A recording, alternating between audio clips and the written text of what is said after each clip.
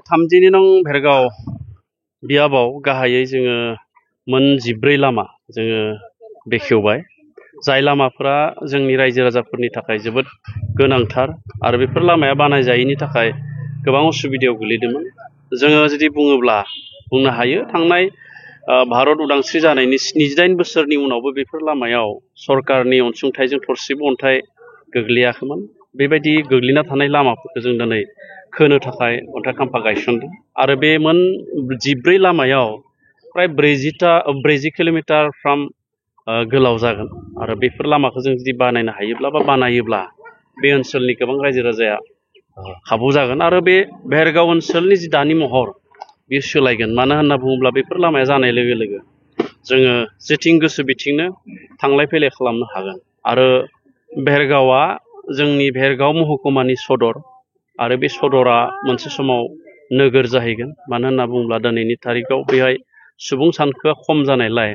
जोङो नोगोरसिम लांनो हायाखै बिटिसिनि केबिनेटआव जोङो थांखि लादोंब्लाबो 10 लाखनि खम दङ बेयाव सुबुं सानखोआ बा बेखायनो जों बेखौ नोगोरसिम लांनो हायाखै नाथाय 5-6 बोसोरनि उनाव निस्सय दिनैनि जि थासारि बे थासारिया निस्सय थाबाय थागोन आरो थाबाय थायोब्ला 5-6 बोसोरनि उनाव जोंनि ओनसोला बा बे भेरगावआ नोगोर जाहैयोब्ला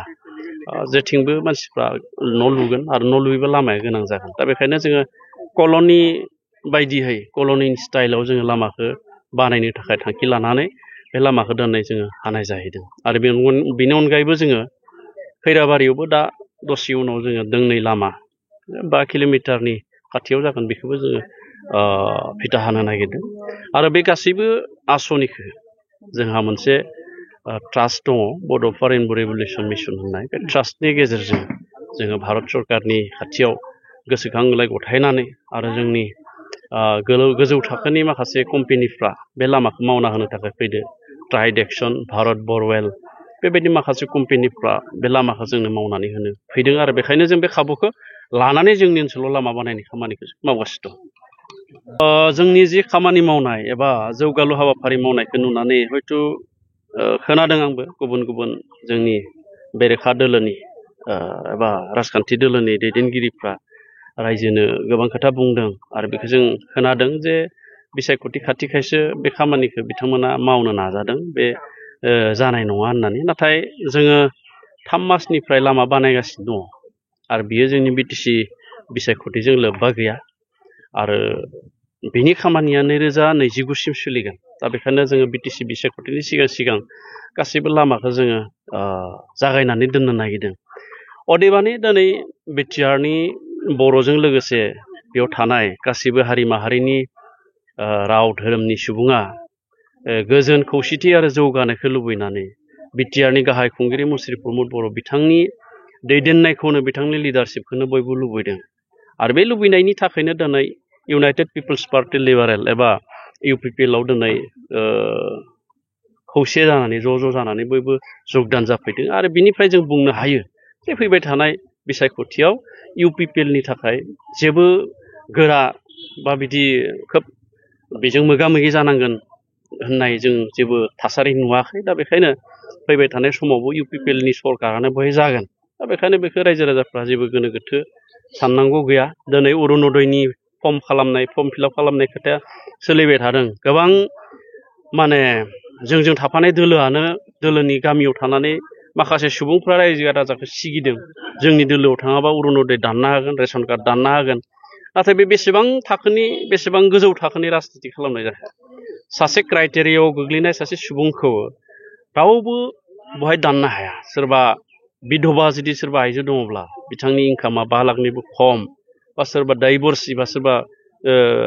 जुलि जानानै फिसाय गारनाय बा बिसि गारनाय बिदि सोरबा दङब्ला बा हाबा जायालासिनो थानाय 40 बोसोरनि सानै सोरबा आइजोफोर दङब्ला बिथांमोनखौ अरुनदयनि मोननायनिफ्राय रावबो होबथानो हाया दा बेखायनो साननांगौबो गैया गिनांगौबो गैया जायहा क्राइटेरिया दङ बे मोनगोन दा बेखायनो रायजो राजाखौ खावलायगोन दिनैनि दिनाव बड'लेण्डआव राजखान्थिनि जेबो खैफोद फैयाखै जोंहा राजखान्थिया थिगानो दङ राजखान्थिजों दिनै हारियावबो खैफोद फैयाखै इउपिपिएलनि आखायाव हारि राव धोरोम बा हारिमु हा हु गासैबो मोनथाया थिगानो दङ दिनै प्रमद बर' बिथांखौ गोबाङा बुंनो हागौ जाथि फाननाय बायदि फाननाय नाथाय दिनैनि थासारियाव बिटिआरनि गाहाय मावफुं सोद्रोमा बिथां प्रमद बर'आ बर' हारि हिसाबै जों जुदि सावरायोब्ला जोबोद गोजौ थाखोआव लांनो हाबाय। 21टा आइटेमखौ दिनै GI खालामनानै जोंनि बर'नि हारिमुखौ मुलुगाव सिनायथिनो होनो हाबाय। बिनि अनगायैबो गोबां बिथिं दङ जाय बिथिंफोरनि दारै जोंनि हारिया बड'फा नुलांनाय सिमां बायदि बुहुमाव गेरेमसा हारि दानायनि जि खामानि बियो आगानसे आवगायनानै दं। दा बेखायनो जोंनि सरकारनि खाथियाव जोंनि UPPL दोलोनि खाथियाव हारिया मालाबाबो खैफोदाव जाया, खैफोद गोग्लैया। दा बेखायनो रायजो राजाखौ खावलायगोन गोनो गोथो जाहाथे जाया। दिनै UPPLनि आखायाव गासैबो रैखाथि गोनां आरो बर'जों लोगोसे गुबुन गुबुन हारिया दिनै UPPLआव जयेन जाहैनाय हिसाबै बयबो UPPL सापर्ट खालामोब्ला फैबाय थानाय समाव दिनैनिख्रुइ बांसिन जों खामानि मावनो जों गोसो बा गोहो जागोन।